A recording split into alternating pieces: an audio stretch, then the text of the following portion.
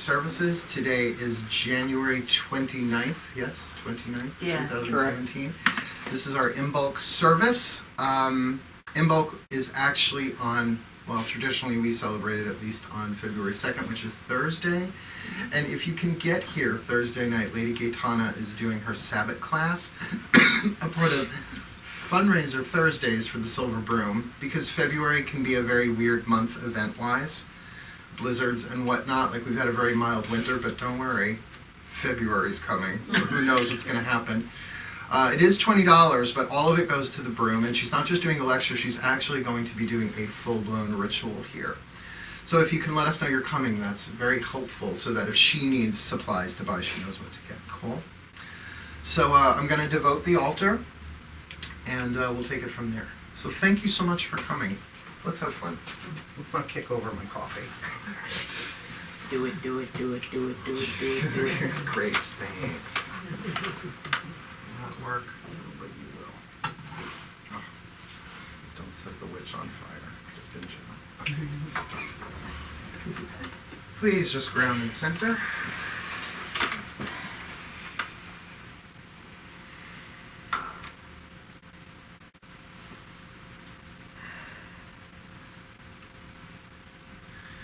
Creature of air, I cleanse and consecrate thee in the names of the mighty ones of the East, casting out all negativity from you in this world and in all worlds. Blessings be on you now. So mote it be. So mote it be. Creature of fire, I do cleanse and consecrate thee in the names of the mighty ones of the South, casting out all negativity from you in this world and in all worlds. Blessings be on you now. So mote it be. So mote it be. O creature of water, I do cleanse and consecrate thee in the names of the mighty ones of the West, casting out all negativity from you in this world and in all worlds. Blessings be on you now. So mote it be. So mote it be. O creature of earth, I do cleanse and consecrate thee in the names of the mighty ones of the North, casting out all negativity from you in this world and in all worlds. Blessings be upon you now. So mote it be. So mote it be. Water and earth, air and fire, combine to transform and inspire. Align us with divine desire. Our highest lives we now require. Elements guide so that we may be on our path and on them stay. We ask thee now, show us the way of what the gods desire this day. O Lady High, O Consort bright, illumine our lives now with your light.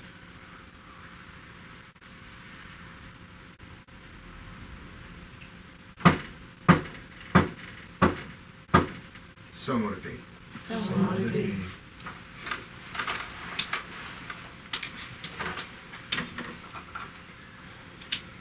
Great goddess of many names, we invite you into this space today to be in us and with us.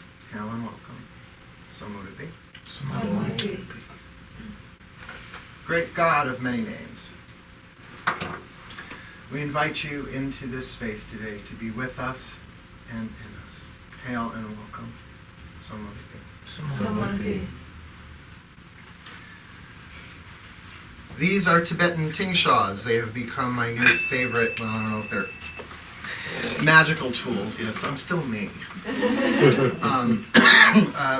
The thing that these do is, well, they're like little brass symbols. CYM, not SYM.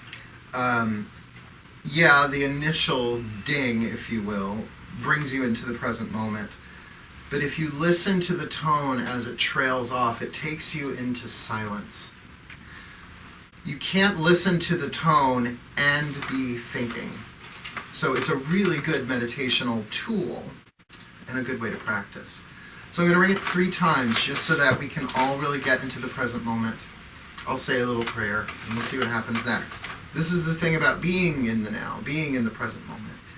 All your ideas fly out the window when you're in the present moment, and then your soul can really take over. Good. All right, here we go.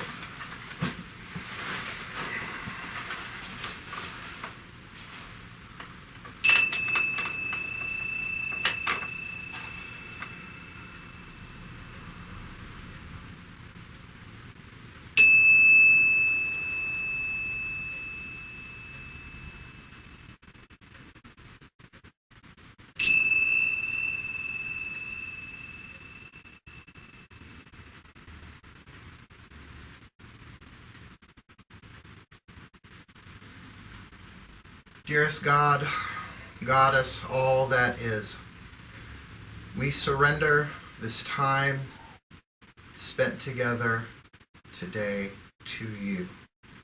May it serve your purposes.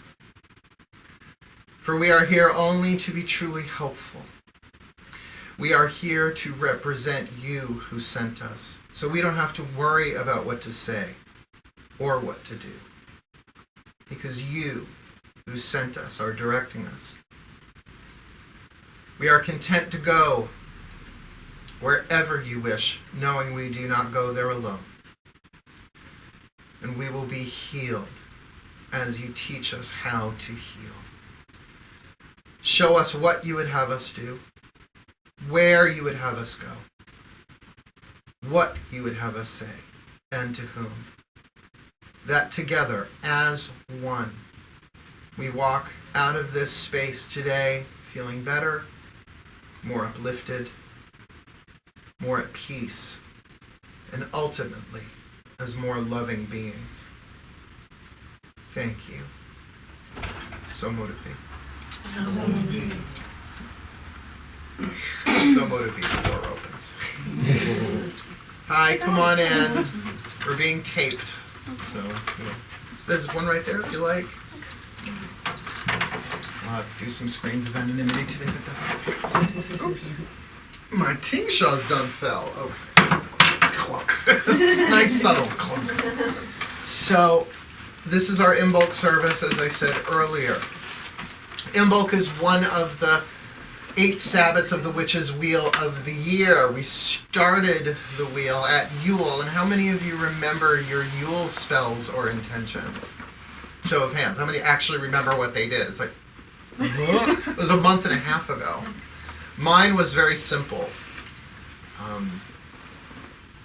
I want everything to work out for the best. And I underline everything, meaning not just my life. Everything. When I was a kid, I used to play with that word, everything. Everything. Like the mind cannot wrap itself around the totality of the word, everything.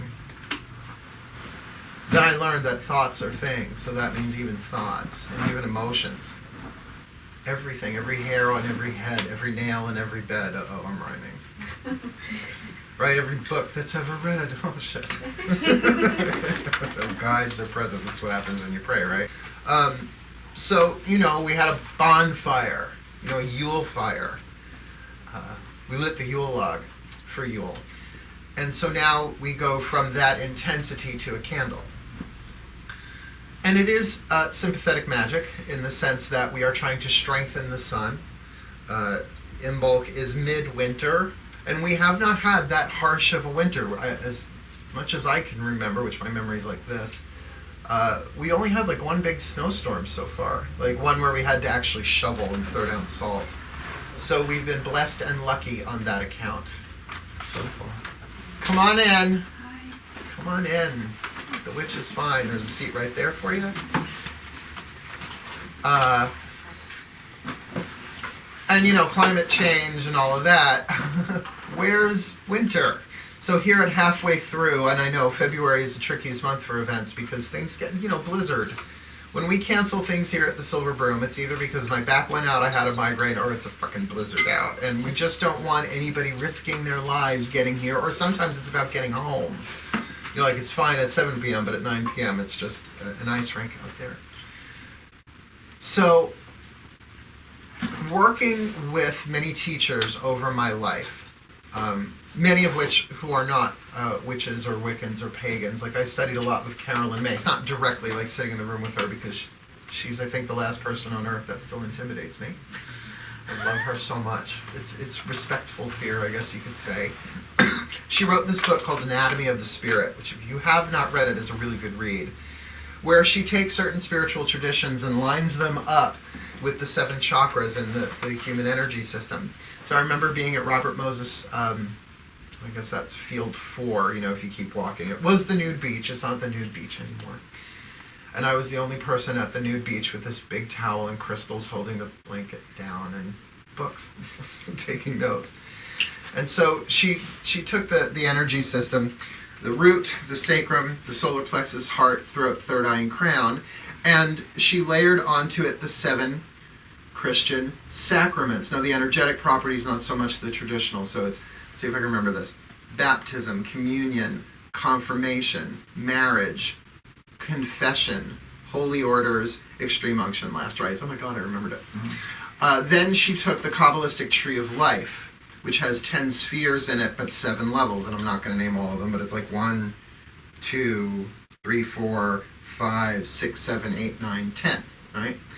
And I was like, oh, that's so cool. So she took like the Hindu Sanskrit chakras and the 7 Christian sacraments and the 10 spheres of the tree of life and layered them all together. So I'm like, being a good student and drawing them out. And she doesn't draw them 7 in a row. She does 3 and then 4 and then an 8th one. The 8th chakra hovers over the head. And working with that 8th one, again, at the beach, maybe it was the crystals, I don't know. Maybe it was the guy perving me down the beach. I don't know what it was. It just hit me like, 8 chakras, 8 Sabbats. When my guides work through me with other people, they get pages. They talk to me, I get like a phrase. 8 chakras, 8 Sabbats. It's like being struck by lightning. So then I layered Yod'h. Touch my ass. Yod'h. This is where it is. Root chakra is like right here. Yod'h. Imbolc. Ostara. Beltane. Letha. Lammas. Mabon. Samhain. And as I went deeper, it totally made sense. It was like locks in a tumbler, like a combination lock. Just click, click, click, click, click, click, click. Everything fell into place. And I was, and of course, there's a bunch of naked people around me. Who am I going to tell? Nobody wants to hear this. I was like, I have to teach this, I have to teach this. So that's been part of like one of the things I'm teaching in my life in general. This past year, I went through a lot of harsh shit. Anybody else? 2016? Rough year. Really rough year. I went through a classic dark night of the soul, which lasted 7 months.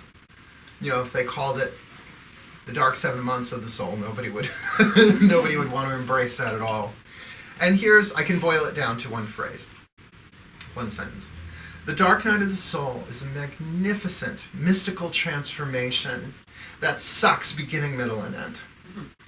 I'm used to going into the shamanic descent, going into the underworld. I like the underworld. I have a little bed and breakfast there that I go and visit. This is not that. This was really, Carolyn Mace has a wonderful audio out. It was out 20 years ago, called Spiritual Madness. And you face your own madness because you are suffering regardless of what's happening in your outside world. I'm out of it now. Yay! I started working with a spiritual director. Now, if you're not familiar with spiritual direction, it's different than spiritual counseling. I'm a brilliant spiritual counselor. I'm really good, especially with my hordes of guides that surround me. Spiritual direction, though, mostly what they do is they ask you questions. And the spiritual director that I worked with, really, really fun guy. I call him Sid for spiritual director. I don't mention his name because he wants to remain anonymous, and I'm cool with that. And guess what? He's Christian. Clutch the pearls. The witch went to a Christian. So the first question he asked me, well, he's a mystic, and I'm a mystic. We'll talk about mysticism if you want. And the first thing he asked me, this was over the phone, he goes, you're a minister. Why don't you speak to one of the other ministers? I'm like, because I fucking trained them. Do not need to hear my own words coming back at me. They'll say, oh, go read Carolyn Mace. Oh, fucking cool. Shut up. Like when you help people a lot and you hear your own words come back at you, you mostly want to slap them. I know that, right? How many of you say, I know that? Even my mother was like, well, just try and see positively. I know that, which is funny considering she's the queen of doom and gloom. She's telling me to think positively. I love the woman. I do. I love her. But he was the one that kind of suggested, I think, you might be in a dark night of the soul. And it was like, oh, you mean I'm not just losing my shit? You mean just everything in my life isn't falling apart because I fucked up? The thing about dark nights of the soul, and I do think our nation, if not our world, is in one, it's sort of like I beat the rush. Oftentimes ministers, leaders do that. They go through it ahead of time so that we can sort of clear the brush to kind of help other people through. So I started reading Dark Night of the Soul by St. John of the Cross, which is a really fun read. Thin little book, but man, it packs a wallop. And then he asked me the question that, of all the other questions that he asked me, it was the one that really struck home. And this is a question I'd like you to think about in general, not just because it's Imbolc. Where do you think God is leading you? And my first response was, well, if I fucking knew that, I wouldn't need a spiritual director. And he likes me because I curse and I'm funny. 'Cause, you can't take the mark out of this. I'm still going to, like, crack jokes. But then I sat back and I said, well, I really don't know. And he said, exactly. You don't know. If you knew, it wouldn't be a mystery. See, that's the thing about mysticism. Like, I know we have a mystic goddess over here and mystic crystal revelations, like that word, mystic pizza. I think it's a pizza, but I'm not sure. Is that it's mystery. But it's divine mystery. So I've learned some things this past year that Dark Night of the Soul is when things get fucked up way beyond your ability to fuck them up. Like no matter what action you took, no matter what choices you made, things are still just fucked up. Total dissolution. Or he gave me the word desolation. He also gave me another word to put with that. Never put these two words together before. Desolation and consolation. I mean, they're practically like the same words, with a couple of letters shifted, but think about it. Those two words, to be desolated, to be desouled, and consoled, and the word soul is in there as well. That's what the Dark Night is. That while everything is being desolated, you are being consolated. Desolation and consolation, just poof. I was like, dude, you're good. Like, just a couple of words. He gave me a frame of reference. He directed me. Really good guy. We're still in touch. So last week or so, I wasn't sure I had popped out of this. I just knew I didn't want to kill myself anymore. Which, if you ever had to fill out medical forms, if you ever had suicidal thoughts, I just bust out laughing. Like I'm a mystic, bitch. It's like the call to return home, and I don't mean your street address. To go home, gets very strong. So I pretty much almost lost everything last year. Drawing the circle, the silver broom, my sanity, my home, just everything. And if I call it, one of my cats goes out, the other two don't. Sebastian goes out, and if he didn't come in when I called him, I would bust out crying that he was dead. Madness. All of the stuff that I had to face in order to move forward. It's sort of like the tarot card of the Tower. Like, I think we're all going through that nationally, if not internationally. That bolt of lightning poof, hitting the tower and the crown falls off and you've got the people, ah! But also in that card, and this is a key, are these little droplets of light called the Yod'h, Y-O-D or Y-O-D-H. It's a Hebrew letter meaning the finger of God. That it is divine intervention. And so I think I'm out of it now, but I called him and I was like, get out the dark nightometer. He thought that was hysterical. It's nice to know the witch can make the Christian laugh. He's great. He's a really good guy. And as we were talking, he goes, you know what? I think you're out. I go, yeah, I haven't had a suicidal thought in days. Where even shit was still rolling downhill, and I was centered. I was calm.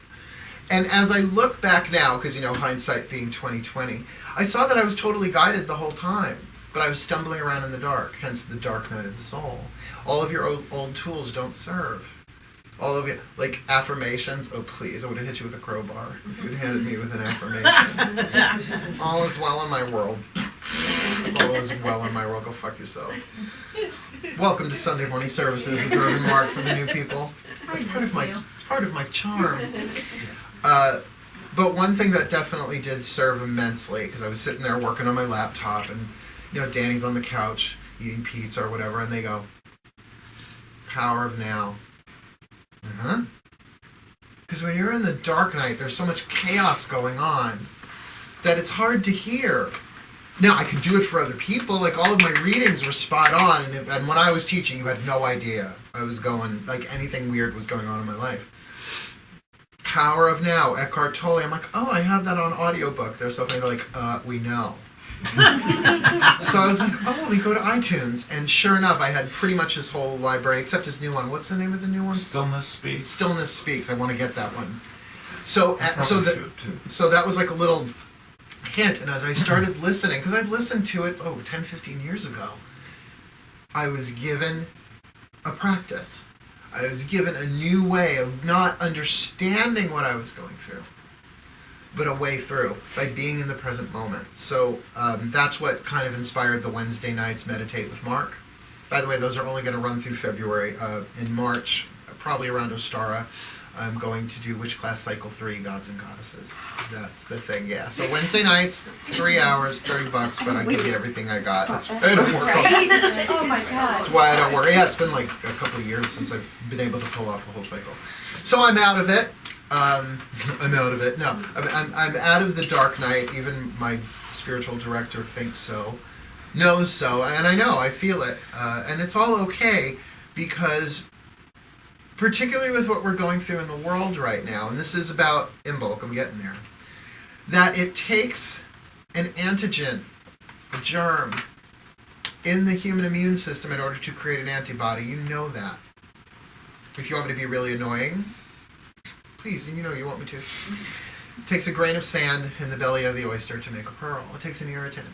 It takes situations. It takes changes. It takes hardships. It takes suffering in order for us to awaken. Now, in that context, it takes suffering in order to awaken spiritually. Wouldn't you say that that's sort of what's going on? So the idea of judging what's happening in the world as good or bad will determine how you go through this. Now, you know me. I'm not fluffy bunny Pollyanna. Oh, it's all great. Oh, yeah, we're all suffering. Woohoo. Rah, rah. Give me an S. Yes, give me a U. No. But what I've also been learning, and this is big for all of you, as much as the, protesting and petitions and all of that is wonderful and is external action. Here's the thing about mystical power. What happens when you are on a spiritual path, whether you call yourself a mystic or not, or on a mystical path, is that your physical influence shrinks, while your spiritual influence grows. Paradox is the language of heaven. That while everything appears to be in chaos, everything is in divine order. So in other words, we interpret divine order as, holy shit, the fuck is going on? Because we really only have our 5 senses to, here's the word, judge things with. And the thinking mind automatically labels things. Well, it's the end of the world as we know it. Right now, Michael Stipe just got a chill. He doesn't know why. He probably does, though. He's had a crush on him. I feel fine. Yeah, but I feel fine. Well, now I feel fine. So I'm telling you, if by chance you find yourself really stuck in the chaos of things, remember you do have power, but you're being upgraded. You're going through an upgrade. You're being led somewhere. Where, here I'll make it plural because we're witches. Where are the gods leading you? And if you think you know, that's not you doing the thinking. That a baby tooth has to be pushed out for the adult tooth to come in. It's the snake shedding its skin, and I'm serious, I'm talking about snakes. I don't like them. But we are shedding skins, and we are rising up in spiritual power. And if you read the ancient mystics as well as the contemporary mystics, they all talk about this. I mean, around Christmas, I was a lot of fun to be around, because I come from a very political family. Thankfully, we're all on one side of the aisle. So I have, my stepsister has 3 kids, a girl and 2 boys, and one of the boys is like, so Uncle Mark, what do you think about what's going on? I'm like, well, the Antichrist is the full embodiment of the 7 deadly sins. With the thing of jet fuel eggnog in my hand. Ready? Here are the 7 deadly sins, and you can do it with chakras. Great fun. Hubris, which is toxic pride, us better than them. Greed. Are you checking off the checklist? Entitlement, which used to be called lust. right? Wrath. You think? Gluttony. Oh yeah, check. Envy. Oh yeah. And sloth. Yikes. Yeah. One thing to remember is that nobody ever sought a mystical path because they were happy where they were. Yeah. And nobody ever sought a mystical path. That shit is visited unto you. And by the way, that would be a pre-incarnational contract. You choose before you come in. Just like your sexual preference and your gender identity and your family. Yeah, a lot of you are like, oh, I chose these people fucking consciously. You didn't. Your soul did. So thankfully, we have the 7 graces or the 7 holy virtues that act as the antidote. So where we have, I love touching my ass on camera. I should have listened to my mother and been a porn star. We've got hubris, toxic pride, which is the virtue of reverence. Reverence, honoring the one life, the life in all things. Okay? Here comes someone. We are recording. If you don't want to be on camera, sit there. Okay. So, hubris is reverence. So, starting at Yod'h, I was like, okay, pray for reverence. Now, meanwhile, I was like this fucking deep in the dark night. Okay, reverence. We're all one, we're all one, we're all one. Turn on the TV. No, we're not. Click it back on. We're all one, we're all one, we're all one. Turn it back on. I was like, well, maybe. Click it back on. So, it's not a once and done. It's not like, no, it's work. It's the path. Second chakra, which we're going to be talking about, I promise. We'll get to Imbolc. This is all the setup. I'm setting a foundation. The second chakra is greed. Now think about second chakra greed. It's I'm gonna eat you. There's a difference between sexual attraction and sexual cannibalism. I'm gonna fucking eat you. Angelina left him. He's available. Dig a pit. Cover it with banana leaves. Dig a pit. Oh shit. Okay. So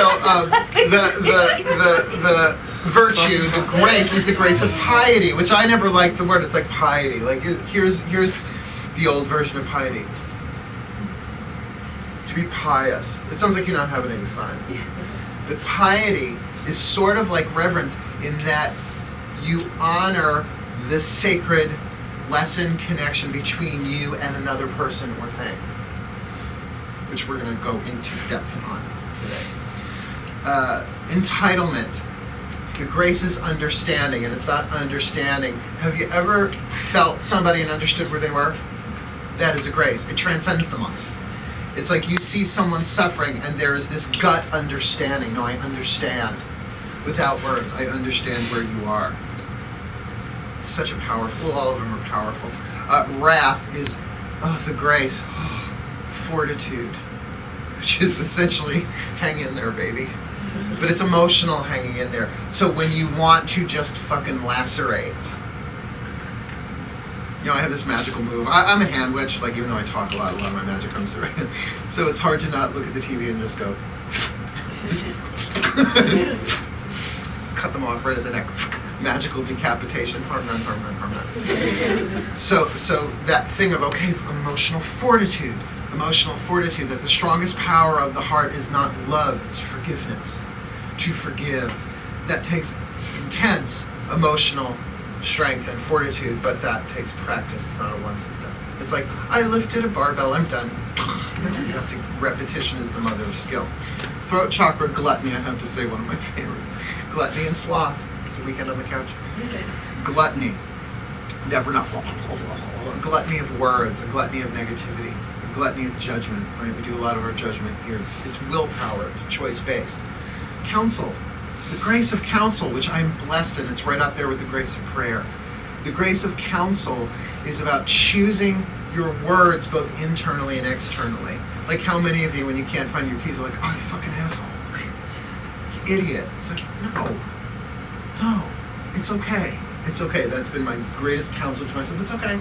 It's okay. It's okay. And of course, God, for other people, it flows out of me like liquid gold. Amazing, the grace of counsel. Envy. I'm not envious. Jealous. Moi. No, envy is the mental one. that we don't even realize it's happening because we are not our thoughts. We are not the thinker of the thoughts. We are the witnesser and the chooser, the decider of which thought system we want to choose over and over and over and over. So envy is particularly noxious. Envy is the one that gets people to slash people's tires. And you feel totally justified until afterwards when it pulls back and you go, oh my God, what have I done? Why did I leave that comment? Why did I unfriend that person? Yikes. Sacred knowledge, the grace of knowledge. Not just, I know how much money I have in the bank, or I know how much money I don't have in the bank. That's mundane knowledge. Sacred knowledge, which is what the Silver Broom sort of is about. I mean, we just don't come here and, kumbaya, link pinks, we are the world, we are the children. We teach here, even our coven, Solitaries of the Silver Broom, is a teaching coven. Sacred knowledge. That you can have all the tools in the world, but do you understand, do you have a deeper knowledge of what they represent? Otherwise, it's just candles and crystals and herbs. Oh my. Okay. Sloth. Oh, I like sloth. Sloth is not lazy, though.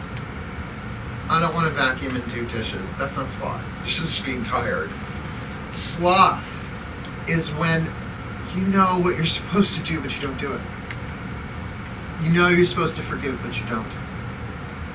The grace really explains it. The grace of wisdom. Wisdom beyond words. Words are in the third eye. Crown chakra has no words.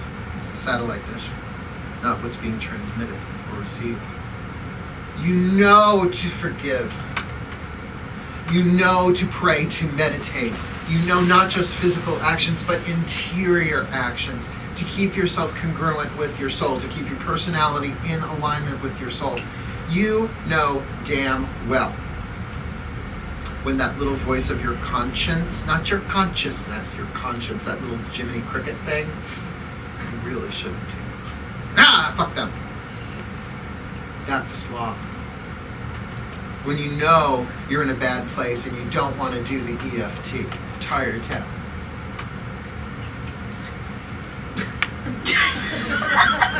You know you should light that candle. You know you should pray. You know you should say, I'm sorry, but you don't. That's sloth, and that slows down your life. It takes the 1,000-petaled lotus of the crown chakra and starts folding it back up so that you get like this little bit of a drizzle of chi and prana coming into your body, and it slows you down. And it slows down your life, and it slows down your manifestations.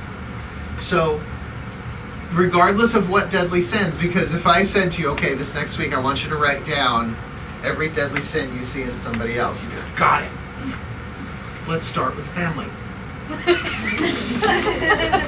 And you'd be like, the deadly sin police.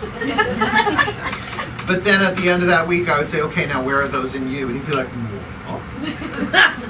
No shadow in me, no shame in my game. We're shit. We're all one. And so everything that is annoying you on the light end to terrifying you on the deep end, the real dark, dark, dark end, is not happening to you. It is happening for you. Yay. Well, here's why. Because the smaller your physical influence is, the greater your spiritual influence is. And if you know anything about quantum physics, which you know is, I'm no master, I know enough, that there are infinite number of worlds, especially if you're watching like the WB's DC Comics lineup. Oh my God, The Flash and Back to the Future, wrong one. Legends of the Future, whatever the fuck that is. Supergirl. Oh my God, I'm so hooked on that stuff right now. What do you think? I go home and I'm like, no, I need my superheroes. I need my heroes right now because they are mirrors of my own soul strength. We're all heroes in our own journey, on our own hero's journey. And we've had it good for a while. Now, individually, you could argue that, but we've kind of never been put in a place where we have to really look at ourselves and our world as a means of survival.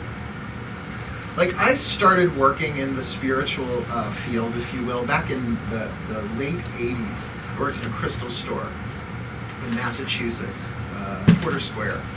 And, that's why, if you hand me a crystal, I can usually tell you what it is. Like, I have a very good background in training. But then it was for the elite. Because if you were trying to put bread on the table, you could not go out and buy a rhodochrosite. It's like rose quartz, schmoes quartz, I need bread, right? But then came the New Age 90s, and that was insane. I moved back to Long Island for that. Anybody here remember Body, Mind, and Soul in Huntington? I was one of their first employees there. I had really long hair. I taught angel classes on Monday nights. An 11-class series. I think if you know me, you might see how certain formats work well for me, with a graduation ceremony and everything. If it ain't broke, don't fix it. But then it was like, oh my God, tachyon beads. Tachyon beads. They'll open your chakras. They're fucking plastic, right? Reiki water. Really? Buy this, buy this, buy this. It was the materialization of, not the materialization of, but the product of the commerce aspect of it. I don't know if they still have them, but they used to have these New Life and Whole Life expos in the city at what was called the Penta Hotel right across from Penn Station. I don't know if it's still called that. Probably it was a Ramada for a while, whatever. It was like psychic cacophony.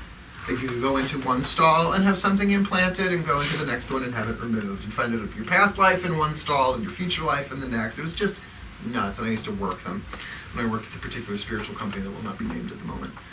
So, I've been through all of these different stages, meanwhile being a broom-closeted witch through most of it, that I now can step back, at least coming out of this dark night, I can step back and look at every single step along the way served. And now I have to depend upon the power of my spirit and my soul for moment-to-moment survival. Spiritual survival, mental survival, emotional survival, and physical survival. And I think this has been coming for a long time. And I think people are now waking up. Now, I've been working on my own personal development and awakening for decades and decades and decades, as I'm sure most of you have. But now it's no longer a luxury. It is a necessity. That as you transform, you make transformation easier for every living thing, not just humans. As if human life was the only life. Question or comment? That's a question. Okay. But wouldn't you say that going through a dark night gives a person, knowing that you've successfully gone through a dark night, we hope, yes. But wouldn't it give you, doesn't that give one the confidence that if I got through that shit, then I can probably face most of what I say that every time I go through a relationship. I'm like, well, if I could live through that, I could live through anything. But yeah.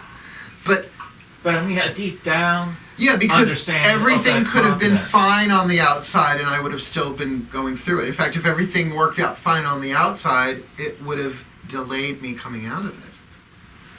That the suffering that I went through, okay, let's differentiate. There is pain and there is suffering. I love this definition. Pain is you stub your toe. Suffering is the bitching and moaning you do about it all day long. It's the prolonging of it. Because you're never in the present moment when you're bitching and moaning and complaining or telling a story about what happened or what you hope will happen. Not that there's anything wrong with that, it just prolongs your suffering. So I feel like I'm now more prepared.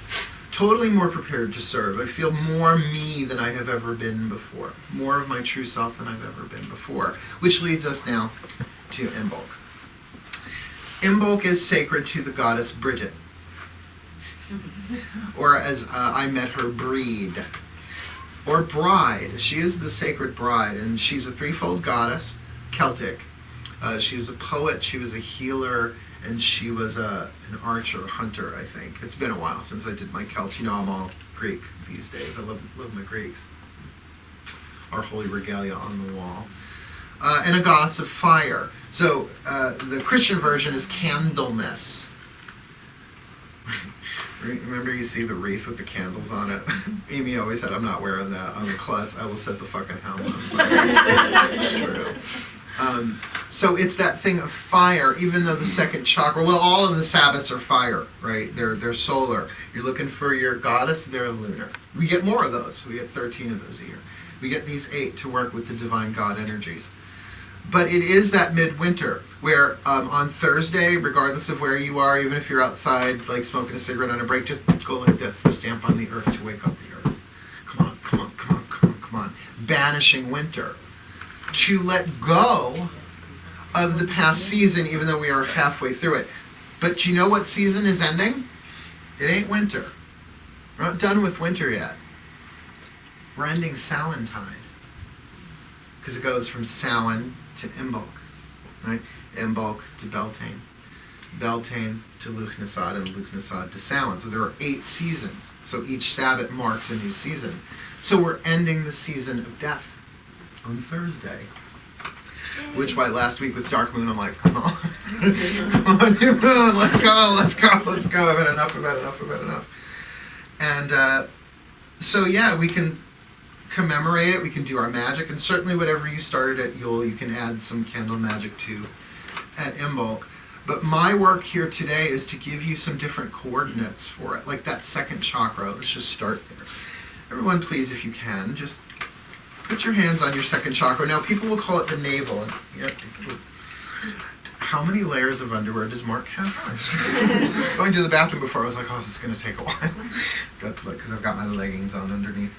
The second chakra for me is about 2 inches under the navel and then deep, deep down within. Would you like the second chakra test? I'll help you find your second chakra. Close your eyes and think of someone you think is very, very attractive. And they're winking, and they're smiling, and they're saying, hi. Hi, Hugh Jackman. They're out of my head. Yeah. Now, can you feel it's going,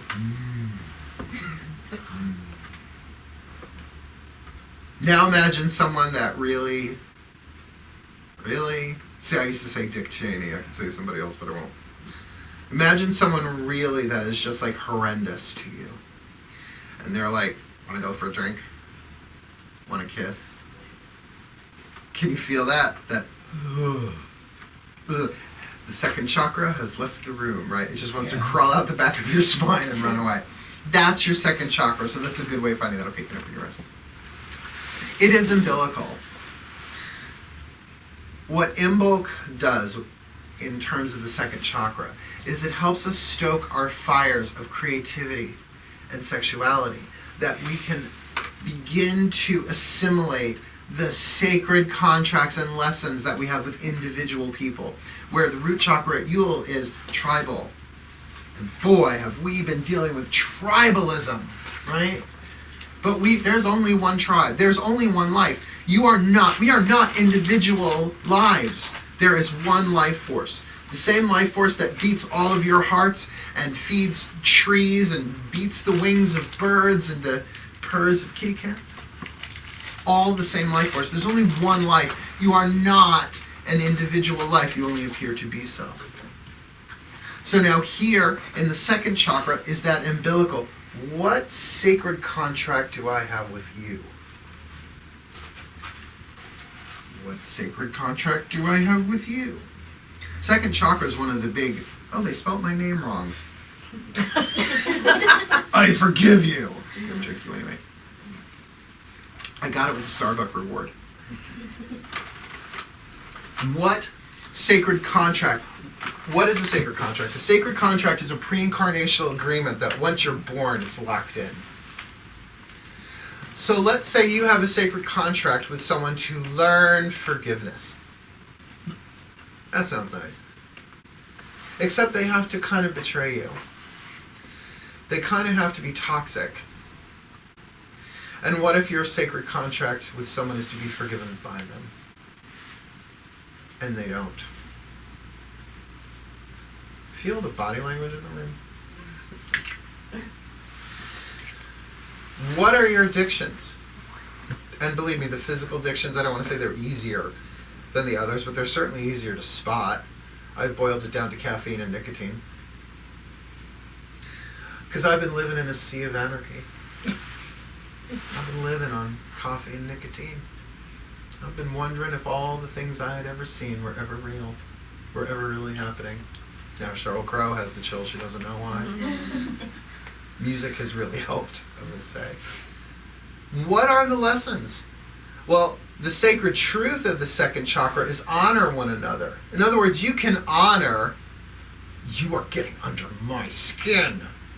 I honor that, don't say it. Your sacred contract is obviously to annoy the crap out of me. You think it, don't say it. But that doesn't mean that they're necessarily supposed to stop or change. You push my buttons. Well, they're your fucking buttons. It's not their problem that you have that button. What is the sacred context of the relationship that you honor them? The Course in Miracles has been my spiritual spine. I love the Course in Miracles. Oh, there's a copy of it right up there. The Course in Miracles is an amazing process. I love when people say, oh, I did the Course in Miracles. I'm like, oh, you're still an asshole. I guess it didn't take. No, I don't say that. The Course in Miracles is a textbook, a workbook, and a manual that helps you set your default switch from immediately judge and condemn to forgive. It's work. And the miracle is that shift in consciousness.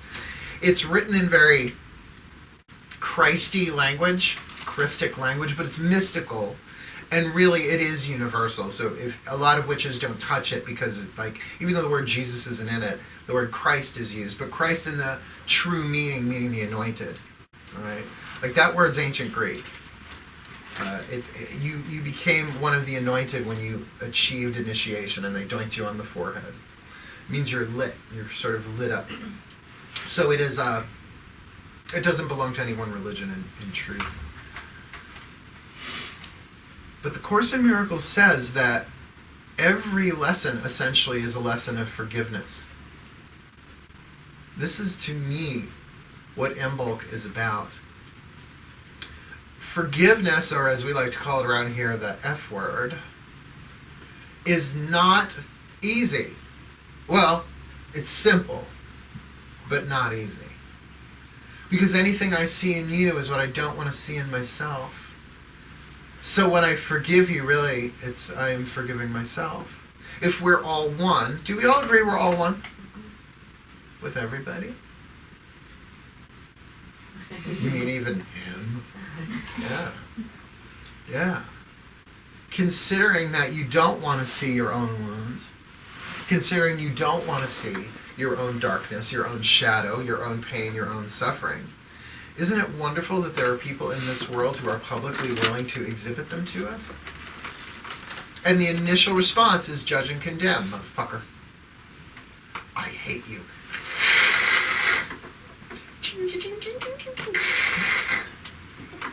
Destroy them. Hate them. Do it with fire. Except the problem with that is it's only dealing with the effect and not the cause. If you eliminate the effect without shifting the cause must replicate into another effect. Yeah, they killed me with fire. See what happens? Keep coming back. Well, it's like cancer. Have they found a cure yet? Most cancer comes from feeling powerless. It's an emotional cause, which is a mental cause, which is a spiritual lesson. Or consuming resentment. Things that eat away at you. Because you're not a body. Sorry. You're not your body. You've had more bodies than some people have had underwear. And I just don't mean human bodies either. You've been trees. You've been animals. You've been plankton. I always think of the chum bucket when I say that. Who lives in a pineapple under the sea? Oh, the next time I see my spiritual director, I'm going to say, I have a question for you. Who lives in a pineapple under the sea? The great thing about forgiveness is you don't have to confront the person. You don't have to talk it out. You don't need to come to a meeting place, particularly if they don't even know your name. Particularly if they are someone in the public that turns your stomach. See, that's the thing. If they turn your stomach, that's about you. That's not about them. They are delivering you a sacred teaching. In every relationship, there's something we're here to teach and there's something we're here to learn. Now, look, I'm a teacher. But teaching's not about talking. It's about living. How do you live your life? What are the choices that you make? You teach by example. So you can wear the spiritual badge all you want. I'm spiritual, but you're not. Neener, neener, neener. Is that your chant? Neener, neener, neener. I'm spiritually awakened. Well, if you think you were, then you're not, because that's using thought. Thought is a tool. The mind is a tool. But left in the hands of the false mind, it destroys. It condemns automatically. And I don't care how spiritual you think you are. Well, Ram Dass said, go spend a week with your family. And the other is, spend an hour in Long Island traffic. You can maintain your peace. If you could do bless you instead of fuck you, you're doing better. Usually what comes out of my mouth is, you fucking whore! Sorry. I ain't done. How will you know I'm done? Bayshore witch found dead with no illness or foul play, or they don't know how he just left. That's how you know I'm done. I was like, see ya. Bye. Gonna try another planet, maybe Uranus. Cannot avoid the Uranus joke. Upper or lower? Yeah. GI track. GI Joe track. This is the time to light a light in the second chakra. Because here's the thing, the second chakra is your creativity, your sexuality, and your finances. All connected. What is your relationship to money? Next month and a half. What, not just what are the financial lessons I have to learn, because we're always learning that. Like stock market goes up and down, up and down, up and down. Is your happiness based on how much money you have? Then your house is built on sand. Can you find happiness? Well, there's happiness, which can often be conditional, but then there's joy. The joy of being. The joy that is your natural setting, covered up under layers and layers and layers and layers of illusion. How are you with greed? And financial greed is just too easy to point out. The greed for attention. The greed for being right. Which I'm seeing on both sides of the aisle. An inability or unwillingness to listen and then hear. You know, there's a difference between listen. I'll listen to you. Meanwhile, you're thinking about how am I going to reply? This is what I'm going to say. This is what I'm going to say. To actually hear. To be silent on the inside and really receive what someone is saying, even when it makes you want to crawl out of your skin. I'm not going to say we're in spiritual boot camp. That happened a long time ago in this world. More than a few decades, most likely. But now it's like we're in graduate school. You all know. You all know. To err is human, to forgive divine. Isn't it good to know that you're divine underneath it all? That you don't die? This world is a virtual reality. It's not an actual reality. Oh, you know me. Hello, my name is Mark. I'm a Netflix addict. Fucking love my Netflix. Somebody suggested I watch Sword Art Online. It's really good. It's really good. I'm almost through the first season. And it's about these kids who, you know, put on this VR helmet and they go into this game.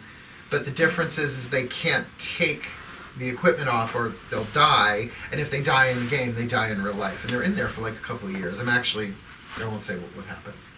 Are you up to the third season? They're in 3 years. Yeah.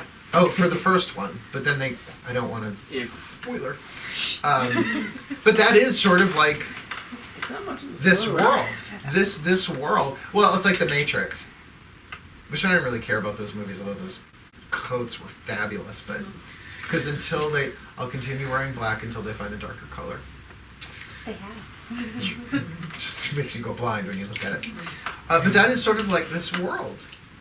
This world is virtual.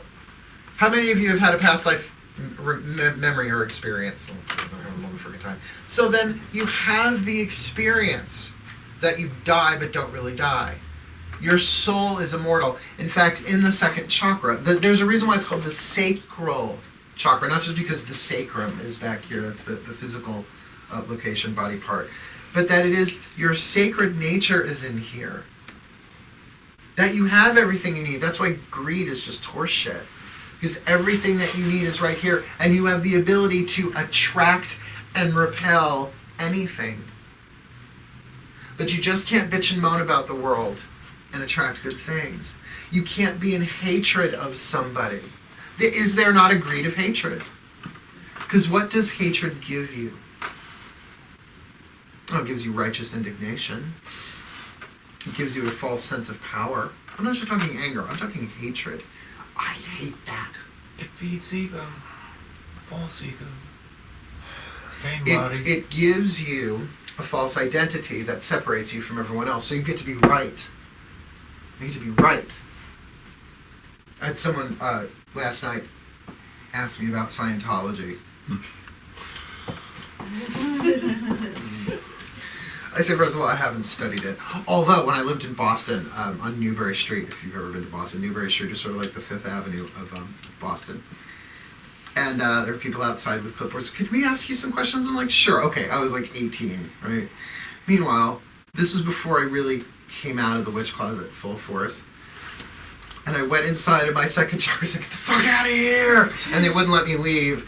And, you know, I'm 6 foot. And by the way, I was in dance classes all the time, by the way. I was at the Boston Conservatory. So I could, they were like toothpicks and white shirts with ties. I was like, do I have to kick your ass? I'm from New York. I'm the young, this should be the New York State salute. So they let me out. I've been in a number of situations like that spiritually with different groups trying to co-opt me and shit. And I was just like, because God Zeus go, just tell me when.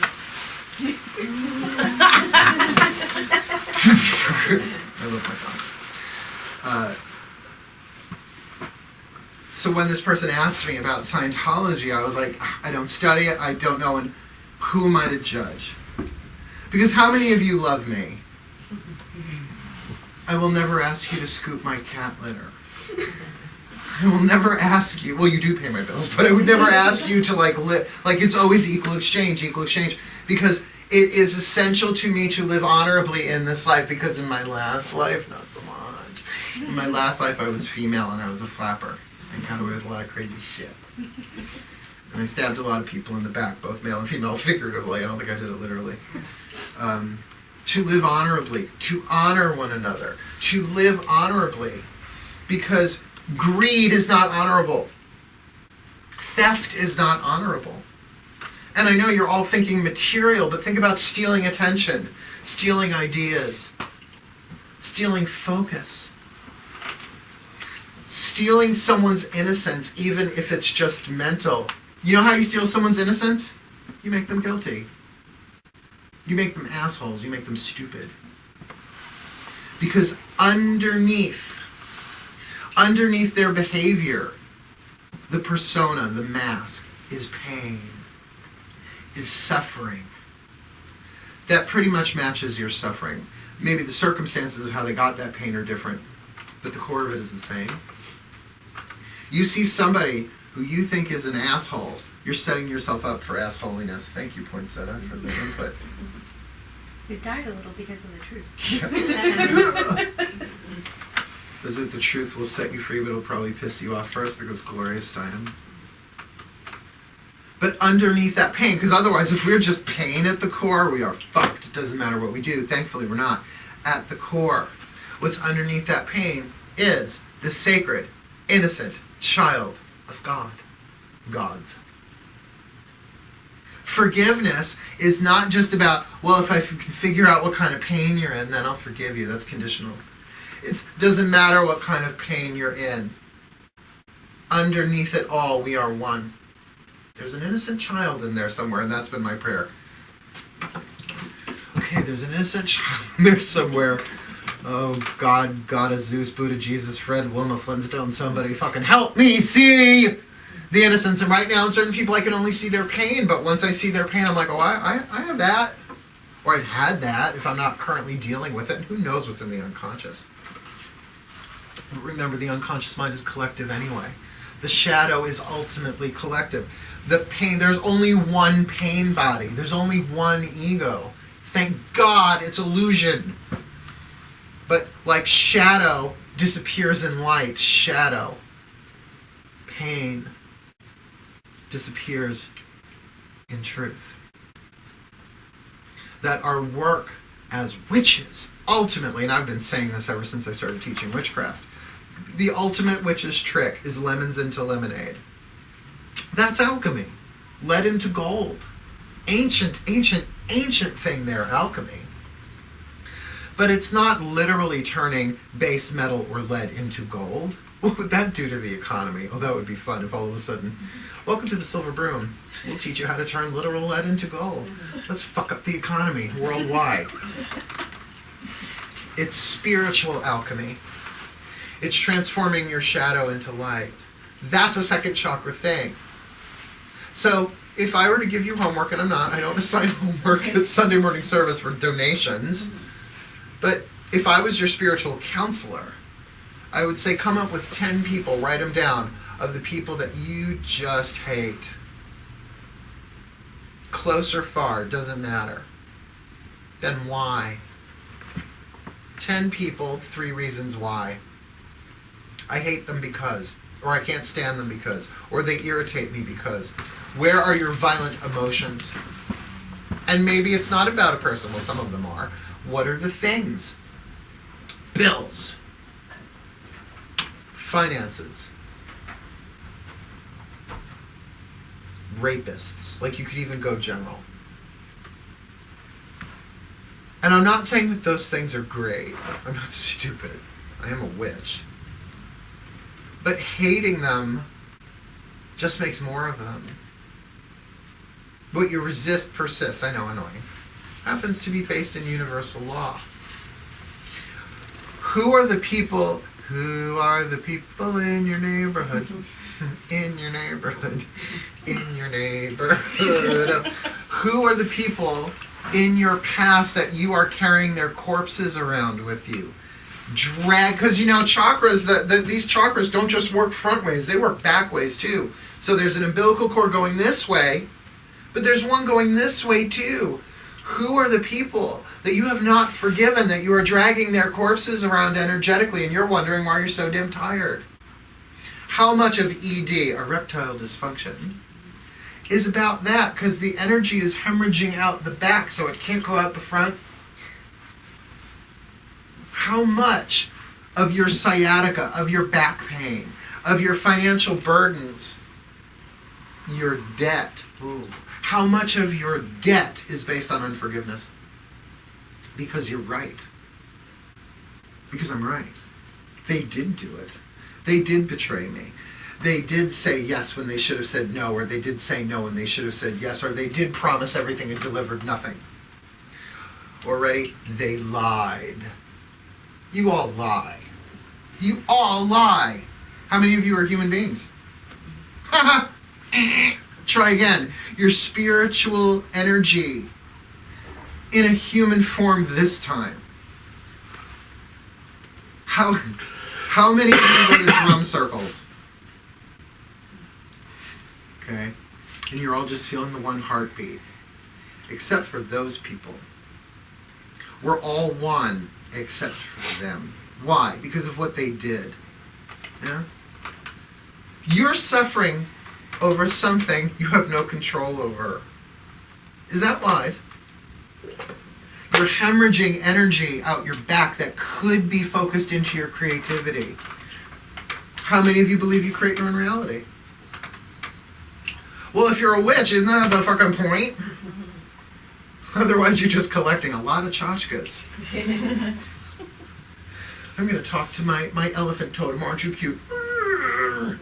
As close as I get to an elephant impersonation on a Sunday.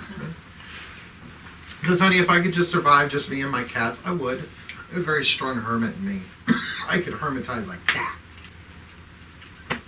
I've been saying a lot these past few years, the call to monastic life is very strong, but, they don't usually have Wi-Fi in the ashram. And how would I Instagram? Look at the Buddha. Hashtag Buddha belly. This is the challenge before us, and it's no longer so that we just feel better. It's about our survival, individually and as a planet. Like, it's micro and macro. So look, if you want to go protest, go ahead. Great. But if you're protesting out of rage, what spell are you casting? What's going to come back? Right. Yeah. How many of you are in tricky interpersonal relationships? I just don't mean the romantic sexual ones. That's like 1/5, right?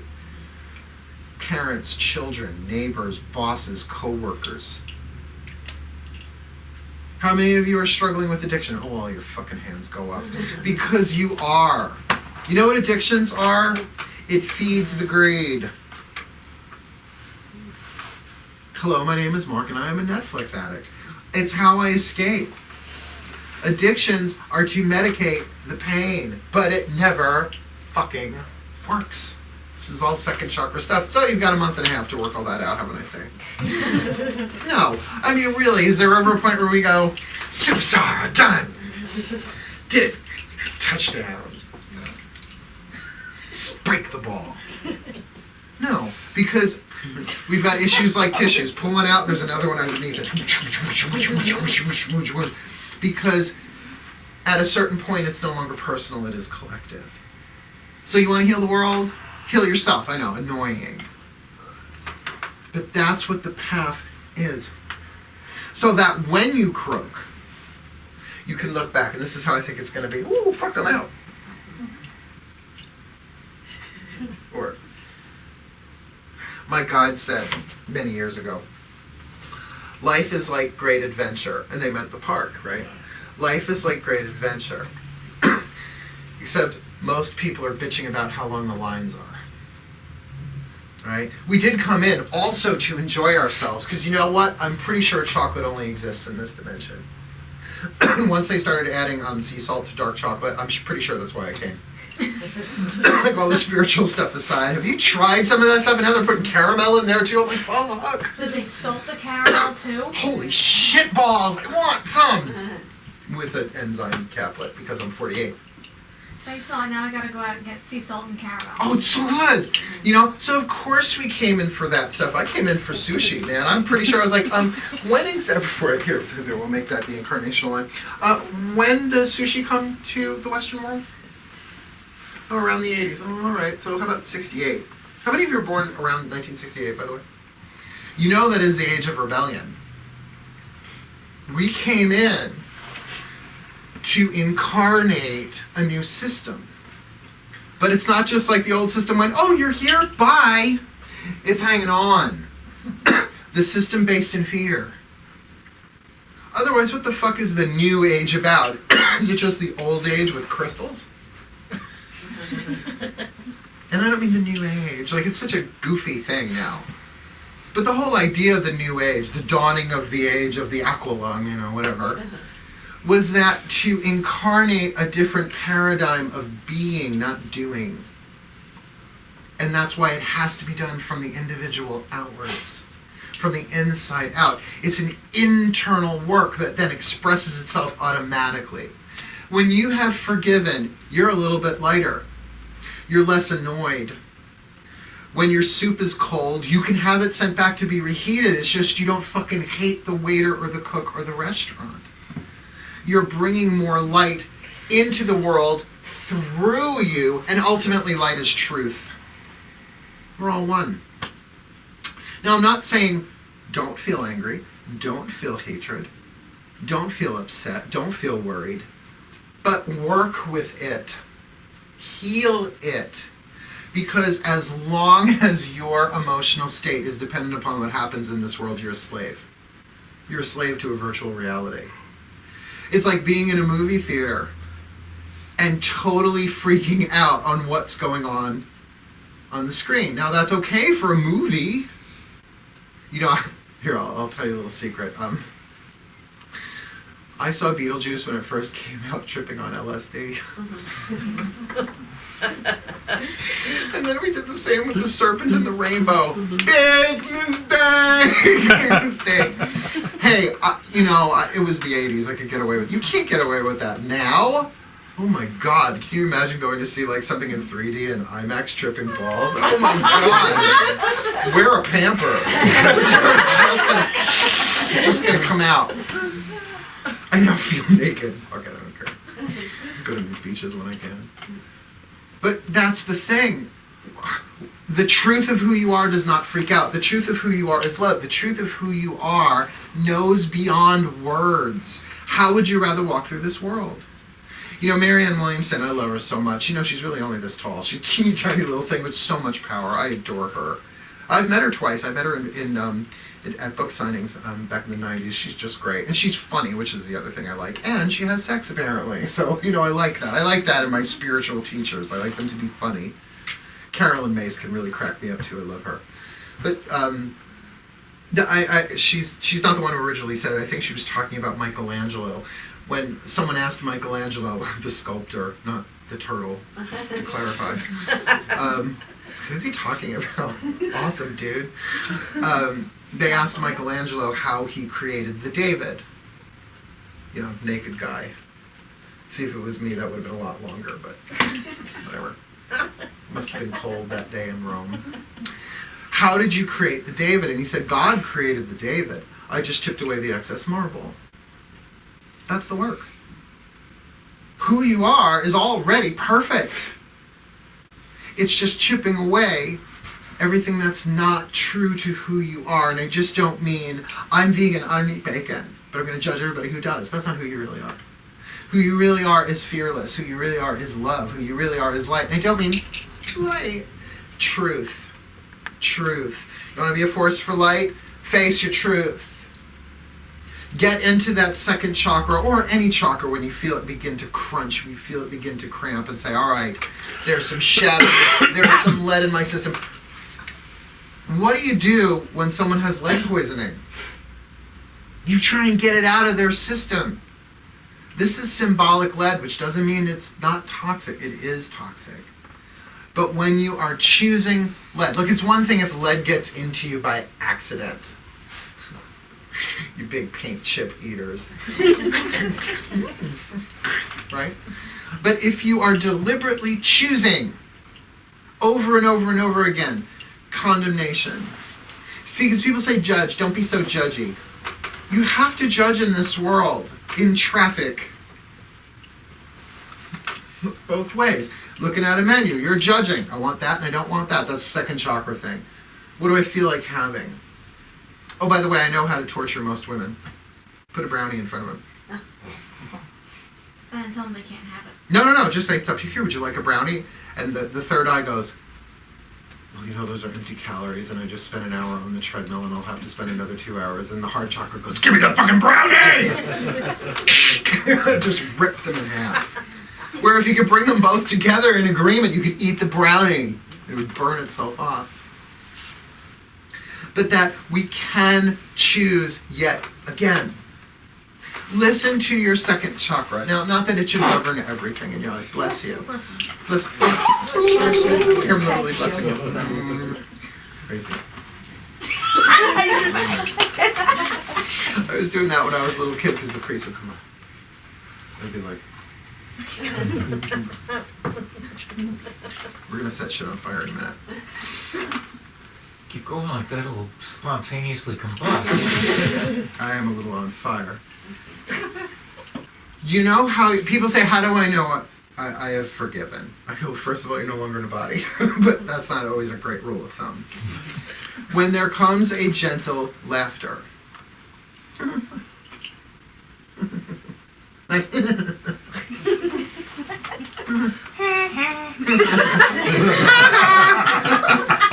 A gentle laughter. When the thing that used to trigger you no longer does. You're like, oh, that used to really tie me in a knot. Wow. Wow. And there is no order of difficulty. That's the first line in Course in Miracles. It's the first principle. There is no order of difficulty in miracles. There's no order of difficulty in forgiveness, but you think there are. Step on my foot, that's a minor offense. Take away my rights, that's a major offense. Sometimes, take my parking spot is a major offense. cut me off in line. Now, I know, we have the 10 Commandments, and I think on the whole 10 Commandments, don't lie. Oh, don't lie is actually not, well, false witness, right? Technically lying. So that's technically lying if you're bearing false witness. False witness. He did it, but he didn't. Don't steal. Don't kill. No other gods before me that I want to have an issue with. But then again, all gods are one god, all goddesses one god, goddess, and in truth, God and goddess are one. So one light, infinite lenses has always been my truth on that one. So I think, yeah, render unto Caesar what is Caesar, and render unto gods what is God. You know, pay your bills, live according to the law, drive on the right-hand side of the road. Unless you're in another country watching this, then whatever the side of the fucking road you're supposed to be on, stay on that. Stop at red lights, go on green lights. Stay out of the fucking left lane if you're driving slow. I know that's not a law, but it fucking should be. So before we go into the actual magical part, because of course I've got magic set up for you, does anybody have any questions about what we've discussed so far? What you said about issues like tissues, isn't that really more ego, false ego, refusing to accept the moment? Sure. Because if you can accept whatever is in the moment, then... But how do you get there? How do you get to that place of even knowing that you're not the ego? By suffering. As you start by dealing start with egos. Realizing that's... You're starting to put a step in a gap. But keep it in context. How many people do you think know that? Probably not a lot. Probably not a lot. Most people, when they hear the word ego, they jump to Freud. Well, they have a bastardized misunderstanding of what Freud said. Right. Anyway. So, how many of you are without issues? Everybody fucking staple your hands to the floor. You all have issues. Because I know you. Somebody looks at you the wrong way.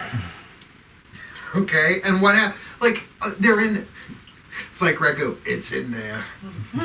Right? It's in there. But it is part of the collective shadow. And if witches are supposed to do anything, right, heal the world, heal yourself. Heal yourself. How many times, and you know this from your own life, have you gone through something, nailed the dismount, and then the gods send you people who are going through that? It's like law of resonance, let alone law of attraction. You know, witch is a job title. It is. It's occupational. Wise one. Gender neutral. Whether you're Wicca or Strega or Asatru, if you take on the title of witch, you serve. But you have to serve your soul as you go along. It's not like, okay, I served my soul, now I can serve others. And you know who you're supposed to serve? Whoever shows up, even on your TV screen. Because according to the second chakra, the umbilical flow, they're serving you. They are serving you. Now, probably not in the way you would like them to. I'd like you to serve me by dying. Or here, I'd like you to serve me by shutting the fuck up. No, you're showing me something about myself that I hate in myself, but I don't want to look at it, so I keep it back here. Here's psychological law. Psychological law. What is repressed must be projected. It's how it works. Before we get into the magic. There are two types of relationships. Period. Special love and special hate. Special hate is easy. They're the ones that actually you sort of get support for hating. Right? You're supposed to hate the tyrants and the dictators and the terrorists and that bitch who stole my parking spot. Like, people would agree with you. Oh yes, fuck them. They're just evil. Special, by the way, means separate. So it makes them separate from everybody else, including you. Those are the easiest to at least point out, not always the easiest to learn through.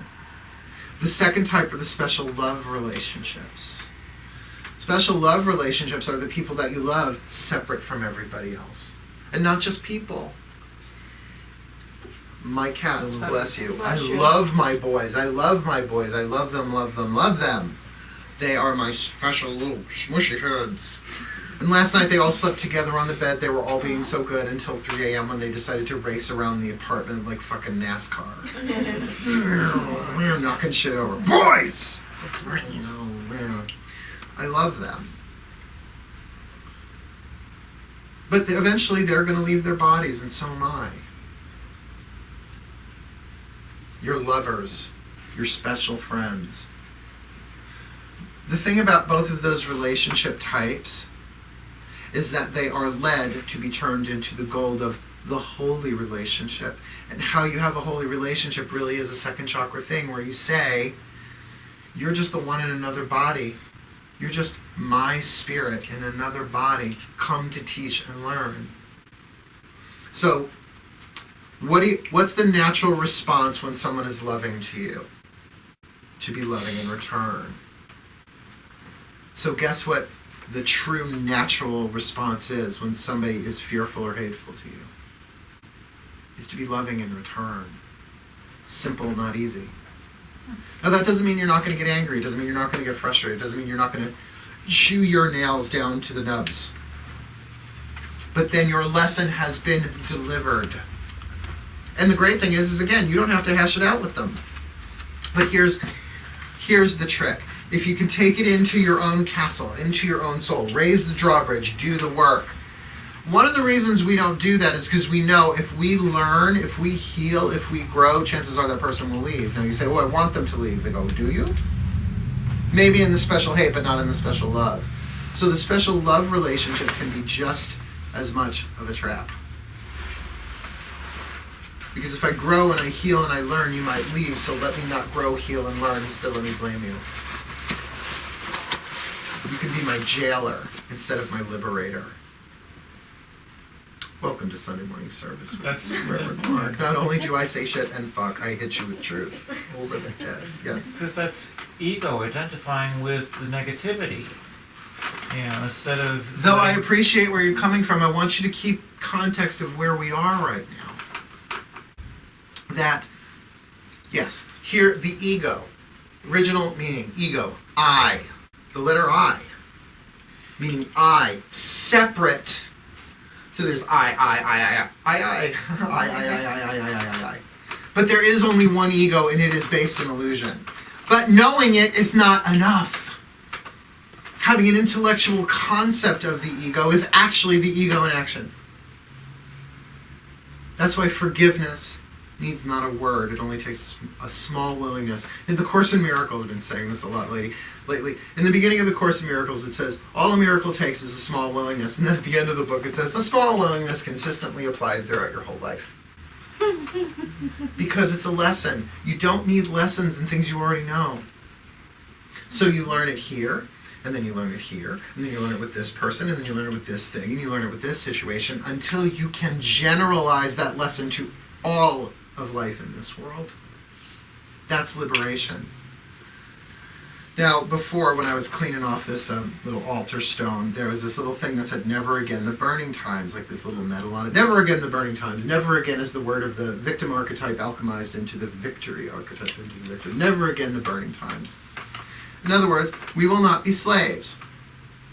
We will not be persecuted. Except we're enslaving ourselves.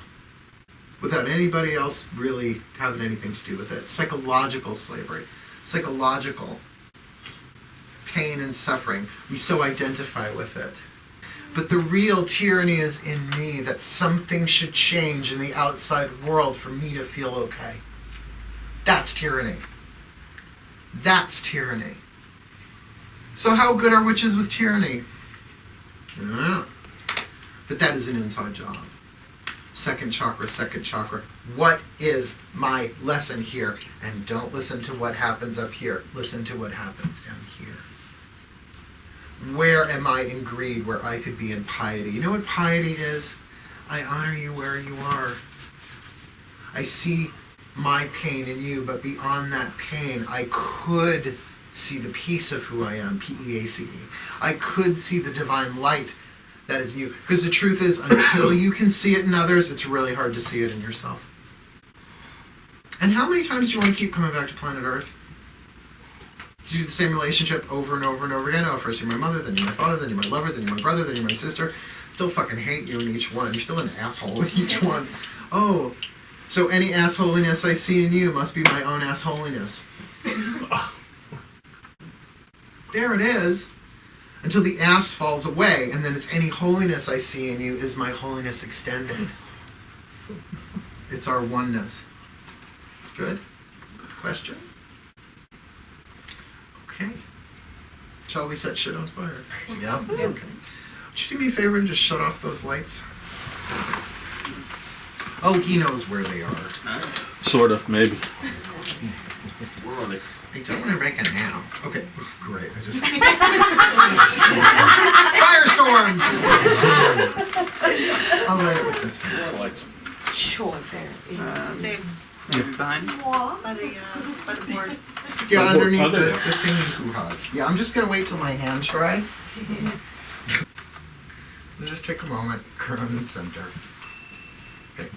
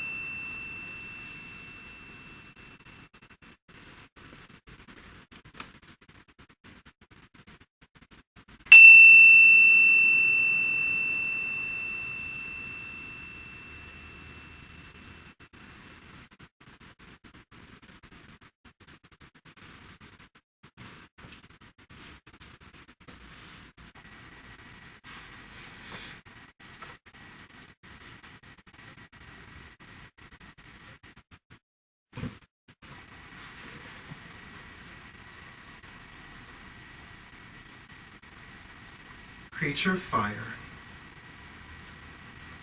work your will by my desire. I do cleanse and consecrate this Needfire, that it may be for us the essence of the divine, incarnate here as the flame of Imbolc. Gods of fire and flame, we call by every name.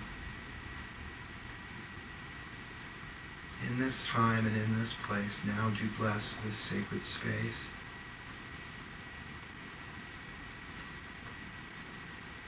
Light our way. Show us how.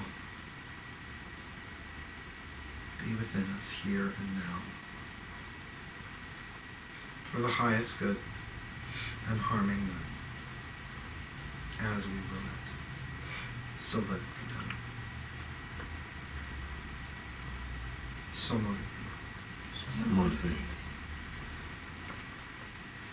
Let your eyes rest upon the flame. Ooh, I just sat on a tingshaw.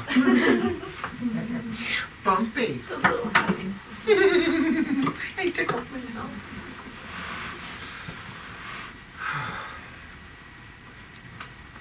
And imagine, or if you have the energetic skill, connect your second chakra in a beam of orange light into that flame.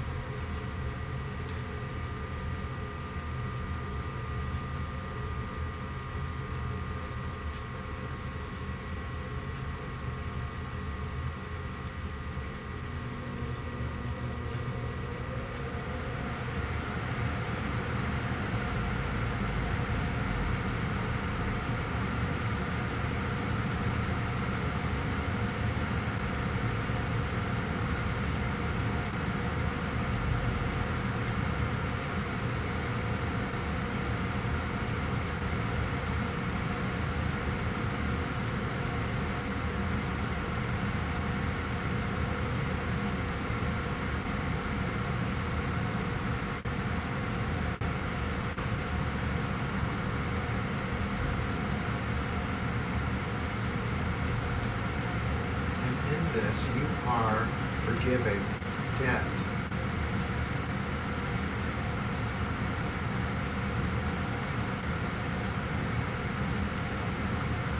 You are releasing the past to be transformed. Fire is the element of transformation. Nothing can become unburned.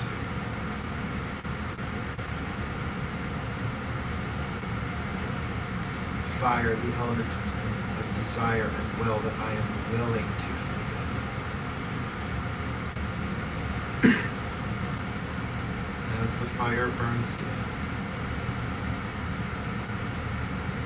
releasing the essence of the resins in there, rifles in there,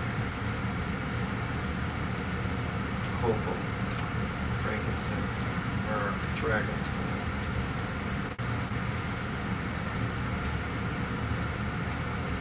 Empty yourself into this flame, the flame of forgiveness.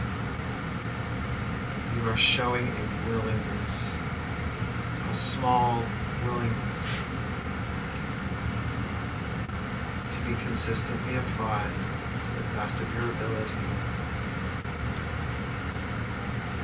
It is in this that your chains break.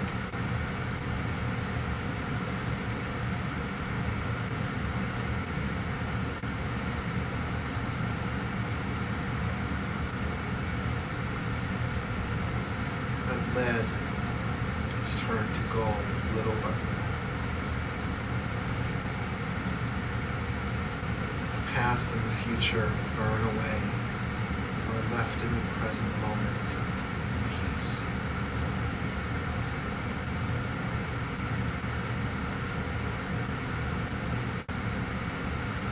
That you claim your holy inheritance as an eternal child of the divine. Honor one another.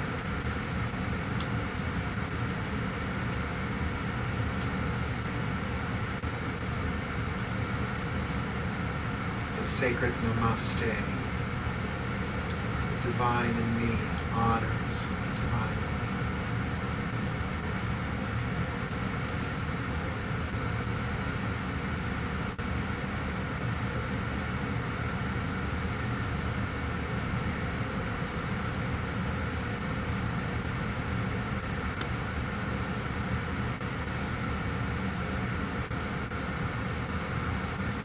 Dearest God, Goddess, all that is.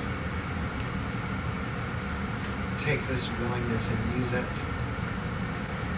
to set us free and to work the miracles in people and in situations that we have no awareness of. And together as one, little by little, we rise up from the illusions of who we thought we were and into the truth of who we really are. That we see limitations only as temporary lessons. That we see we are life, not life situations. That we burn away that which never served and embrace the truth that does. Please help us alchemize all of our special relationships into holy relationships, that we may be part of the salvation of the one true self.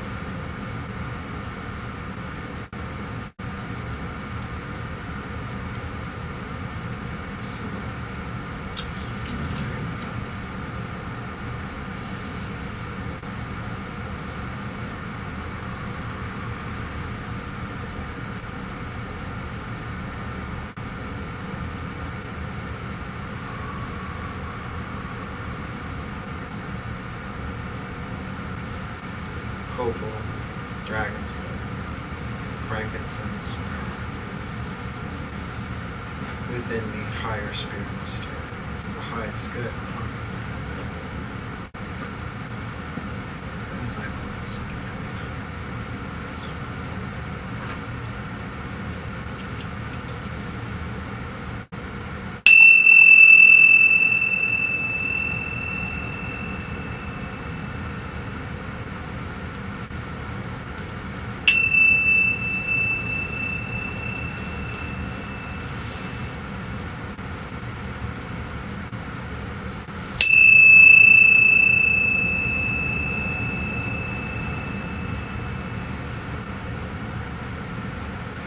So will it be.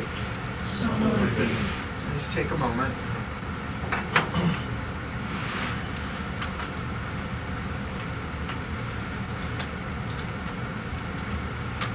And if you could turn on the lights for a second. No way to write it?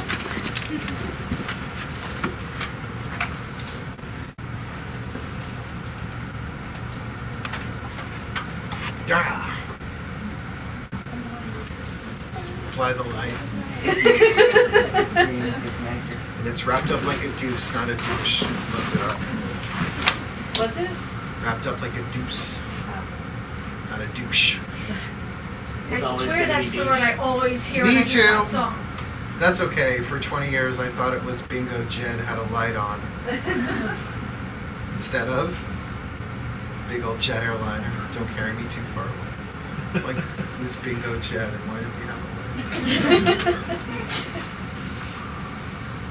You know, sacred doesn't mean you can't have fun. Sacred doesn't mean you can't laugh. In fact, your real belly laughter is the second chakra thing. But it often comes from witnessing the absurdity of the paradox of this world, where you catch it. That real guffaw, pee yourself laughing, that's sacred. That's the divine laughing inside of you. It's a good thing. So with the time we have remaining, we're going to do something that I do every single time that I do services, and it's praise circle. But we're going to add a fourth element to it today. So I'm going to tell you the fourth element early, so that you can be prepared for it. It's going to be I want blank. Because second chakra is, I want, brownie. Praise circle.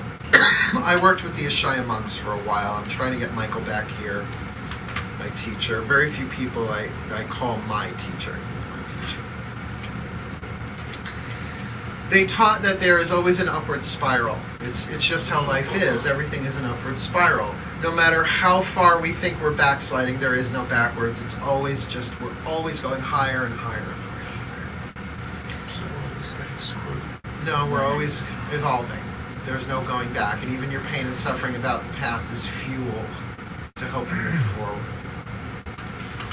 So, the highest energy, the fastest we go on that spiral is feeling love. But love is tricky. It's hard to just spontaneously conjure the emotion of love. Ready, everybody? Try. Feel love. Right? You fart before you feel it. It's got to be organic. How many people say I love you just so that they say I love you too? That's love with a hook in it.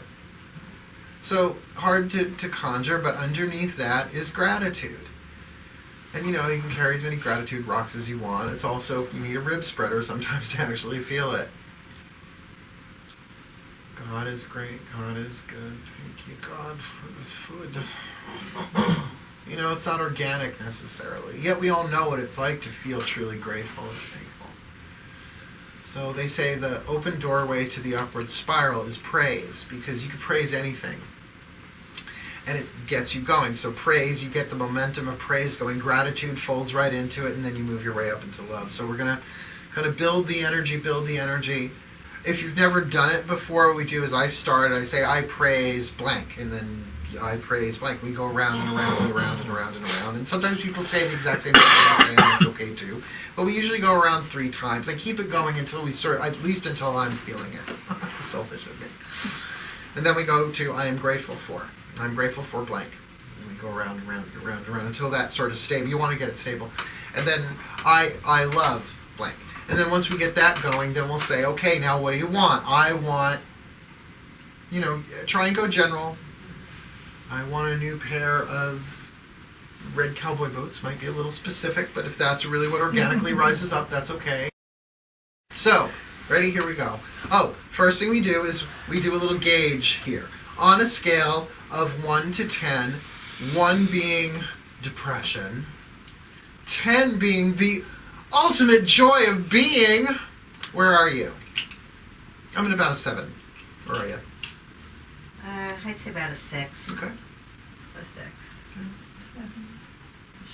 Yeah. 6 or 7. Okay. Somewhere between 4 and 5 or 5 and 6. Okay. 8. I'm a 7. 7. Okay. We'll take that as a 5. A good 7. I'm a 6. 6. Okay, now remember that number. Let's see if we can shift it. I praise Netflix. I praise waking up every morning. I praise my job. I praise coffee. I praise Windex. I praise this thermos. I promise it was just coffee and... Mm-hmm. It's alright, keep it going. We're going to keep on momentum. I praise ISIS. I praise espresso. I praise Tilex. It's a miracle. I praise gas. Yes. I praise my new thermos. I praise lots of coffee. I praise my new seed catalog. I praise meditation. I praise laughter. I praise my baked clams. I praise love. I praise my home. I praise Windex. I mean, paper towels. I praise having a roof over my head. I praise my car. I praise sunrises. I praise my new landlord. I praise against the roof. I praise guest house. I praise the crock pot that has dinner cooking right now. Yeah. I praise my garden. Praise my dog. I praise having fun. I praise my sister. I praise my dog. I praise my children. I praise Starbucks. I praise my job. I praise my soulmates. I praise good hugs. I praise my car. I praise hand files. I praise tea. I praise tequila. Praise music. I praise my mom. Okay, so do you feel that stabilize? Did your number go up? Like, just check. We're not going around and say what the number is yet, but did you feel a jump? Okay. Gratitude.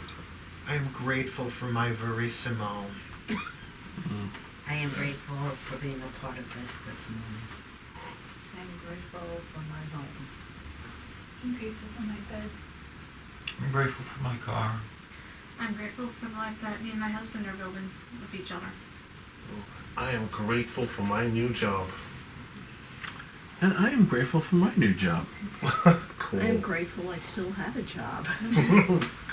Grateful for hand files. I'm grateful for windows. I'm grateful for release. I'm grateful for the many synchronicities. I'm grateful for lessons learned. I'm grateful for prayer. I'm grateful for my son. I'm grateful for my good friend. I'm grateful for my candles. I'm grateful for being. I'm grateful for the broom. I'm grateful for being able to watch Supergirl. I'm grateful that I'm in tune with the people that are in this room, because I was going to say I'm grateful for the broom. I'm grateful for my health. That one. I'm grateful for... I'm grateful for that one. I'm grateful for getting a new place. I'm grateful for you, Mark. I'm grateful for my altar space. I'm grateful for my apartment. I'm grateful for YouTube. I'm grateful just because. I'm grateful for being here. I'm grateful that I get to wake up every morning and go on my friends. I'm grateful for nail polish. I'm grateful for my family, both married into biological and chosen. I'm grateful for my mom. I'm grateful for burning shit. I'm grateful that I can just walk in and still feel at home. Grateful for caffeine. I'm grateful for books. I'm grateful for my family. I'm grateful for moments of joy. I'm grateful for coffee. Do you feel it? Stabilized? Did your number go up? Just check. Like, you can do that all day long. It's like, where am I? Okay. I love my cats. I love my kitty cat too. I love my husband.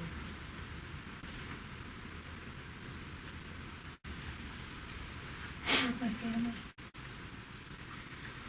I love the lessons learned. I love that 3 months in and my husband and I haven't killed each other yet. I love Mark's cats.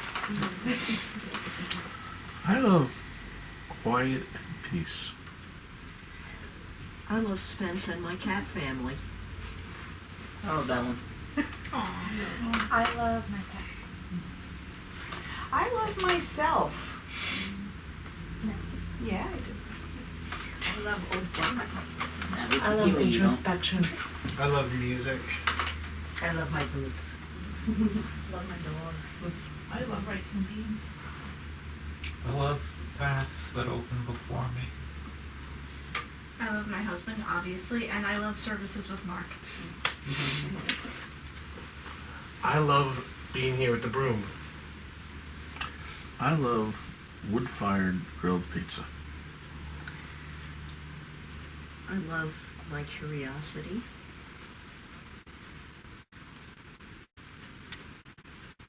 Now he's got me thinking about pizza. You come up pizza too. Yep, let's There's go with plenty of that. pizza in the Momentum world. going, keep the momentum going, keep the momentum going. Oh, pizza. Your turn. I love my cat dog. Oh, sorry. I love going on adventures. I love working with Hades. I love my creativity and teaching skill. I love being part of this group. Thank you. I love mystery books. I love all of everything I've learned from Trisco and the film. I love broccoli pinwheels. I love my bird. I love Queen Cleopatra. Tweet, tweet. I love my family, human and dogs and cats. I love the connection that I feel to everyone. I love my little library in my new home. I love good craftsmanship. I love my language. I love knowledge and clarity. I love sitting down by the dock watching Untitled and I love Mark's sense of humor. Now where are you? See, like if I said just feel it, it's like, oh, okay, now I want. And you can expand a little bit. I want more of, or I want to feel, or I want to be. Or, but let it rise up. Let it rise up. I want peace. I want peace also, within and around. I want health for everyone. I want peace and healing. I want wisdom gently attained. I want to eventually expand my family. I want to slow down. I want knowledge.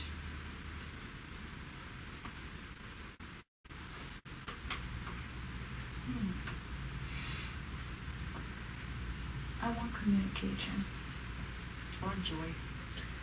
I want a new apartment I can afford. I want to laugh more. I want the knots to come out of his freaking thing. Me too. That's what you need. I want peace. I want my children to enjoy life.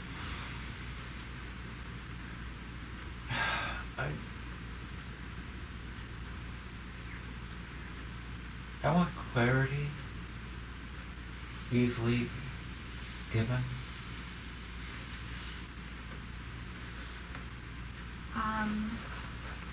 I want my grandmother to heal and get out of the hospital. She was actually just admitted yesterday, again, with pneumonia. I want a cat. I want to give my cat to him. There you go. Deal. Amen. I want more self-confidence. I want to figure out what the hell I want. I want to know what I want is a pretty good desire. I want to soar. I want more coffee. I want a Starbucks gift card that never runs out.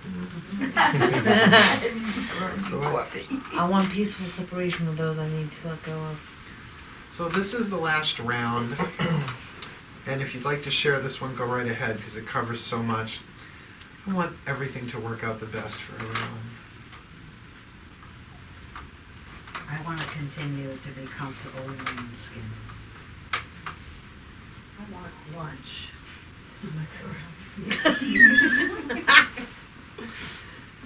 I want to keep growing in my path. I want everything to work out the best for everyone, and that means everything and everyone. I want to learn to love myself more and be more comfortable in my own skin. I want happiness for the people I love. I want me and my loved ones to thrive. I want to burn some more stuff. I want my job to expand.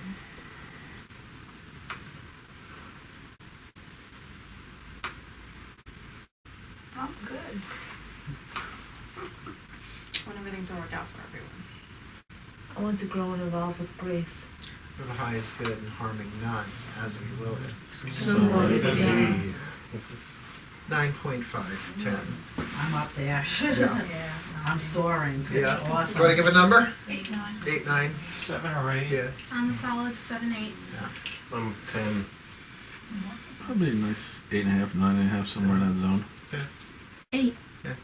Still no fucking clue. Okay. 9. 9. 8. That process is using the mind instead of the mind using you. The mind is a tool. You are not the mind. You are not the thoughts. It's so funny. Air, fire, water, earth. We're not thought. We're not desire. We're not emotions. And we're not bodies. We are the fifth element. Multi-passers, Captain. We are the fifth element. We are spirit. Eternal. Immortal. Transcendent of this world. We dip a tiny, tiny toe into the physical world. Just like a video game now, you can put them on your eyes, right? Teeny, tiny part of us incarnates. And even that for a blip in the human history of life. So while we're here, if we're witches, the work is lemons into lemonade. So before you point fingers at the outside world wanting for it to change, use this Imbolc tide to heal from within, little by little. Use the mind. Notice when it's using you, when you're on a train of thought to nowhere. And I wish you all, really from the core of my soul to yours, a very, very blessed, blessed Imbolc tide. Thank you, Mom. Let's close with a prayer. Here we go. Dearest God, Goddess, all that is, thank you so much for this time spent together.